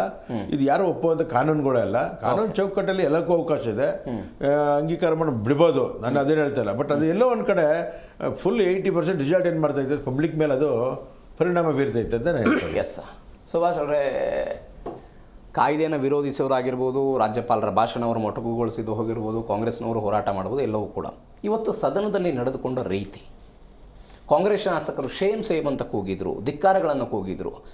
BK ಹರಿಪ್ರಸಾದ್ ಎದುರುಗಡೆ ಬಂದು ರಾಜ್ಯಪಾಲರನ್ನು ತಡೆಯುವ ಪ್ರಯತ್ನವನ್ನು ಮಾಡಿದರು. ಅವರ ಕುರ್ತಾ ಕೂಡ ಹರಿದು ಹೋಗ್ಬಿಟ್ಟಿದೆ ಇವತ್ತಿನ ಪ್ರಕರಣದಲ್ಲಿ. ಅದು ರಾಜ್ಯಪಾಲರಿರಲಿ, ಆಡಳಿತ ಪಕ್ಷ ಇರಲಿ, ವಿರೋಧ ಪಕ್ಷ ಇರಲಿ, ಯಾವುದೇ Congress, BJP, JDS, irrespective of all party, ಜನರ ಹಿತಾಸಕ್ತಿ ಎಲ್ರಿಗೂ ಕೂಡ ಮುಖ್ಯ ಆಗಬೇಕು. ಬಟ್ ಇವತ್ತಿನ ಸದನವನ್ನು ಗಮನಿಸಿದರೆ ಅವ್ರು ನಡೆದುಕೊಂಡ್ರ ರೀತಿ ಇಲ್ಲ, ನಮ್ಮ ಶಾಸಕರು ಅಥವಾ ಶಾಸನ ಸಭೆಗಳ ಸದಸ್ಯರು, ಕರ್ನಾಟಕ ಇರ್ಬೋದು, ಲೋಕಸಭೆ ಇರ್ಬೋದು, ಅಥವಾ ನಮ್ಮ ಶಾಸನ ಸಭೆಗಳ ಡಿಬೇಟ್ನ ಗುಣಮಟ್ಟ ಕಡಿಮೆ ಆಗ್ತಾ ಇದೆ ಇತ್ತೀಚಿನ ವರ್ಷಗಳಲ್ಲಿ. ನಾವು ಭಾಳ ಇತ್ತೀಚಿನ ವರ್ಷ ಅಲ್ಲ, ನಾವು ಈಗ ಮಾತಾಡ್ತಾ ಇರ್ತೇವೆ, ಅದು ಇಂದು ಕೂಡ ಬೇಕಾದಷ್ಟು ಆಗಿದೆ. ಆ ಎಲ್ಲ ನಾವು ನೋಡ್ಕೊಂಡು ಬಂದರೆ ಭಾಳ ನಾವು ನಿಜಕ್ಕೂ ನೆಲಕ್ಕೆ ಮುಖ ಮಾಡಿ ಹೋಗ್ತಾ ಇದೆ ಎಲ್ಲವೂ ಕೂಡ.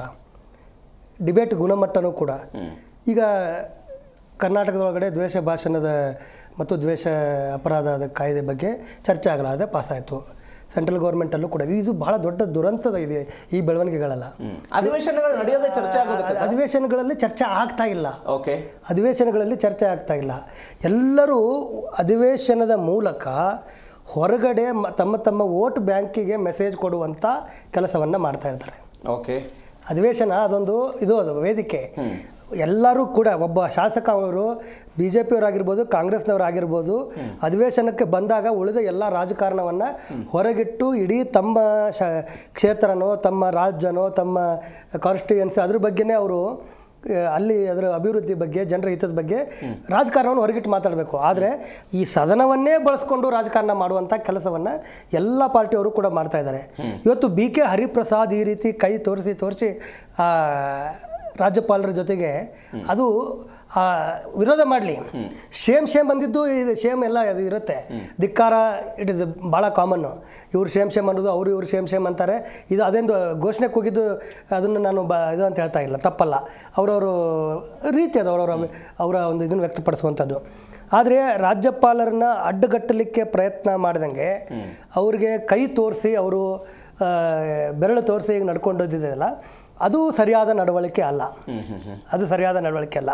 ಈ ಹಿಂದೆ ಕರ್ನಾಟಕದ ವಿಧಾನಸಭೆ ಒಳಗಡೆ ಒಬ್ಬ BJP ಶಾಸಕ ಮೇಲೆ ನಿಂತ್ಕೊಂಡು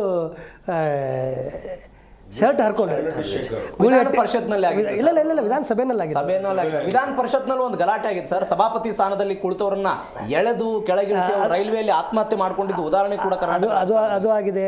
ಗೋಳಿಹಟ್ಟಿ ಶೇಖರ್ ಅಲ್ಲಿ ತಮ್ಮ ಚೇರ್ ಮೇಲೆ ಎತ್ಕೊಂಡು ನಿಂತ್ಕೊಂಡು ಶರ್ಟ್ ಹರ್ಕೊಂಡಾಗ ನಾನು ಅಸೆಂಬ್ಲಿ ಒಳಗೂ ಕೂಡ ಇದ್ದೆ ಅವತ್ತು.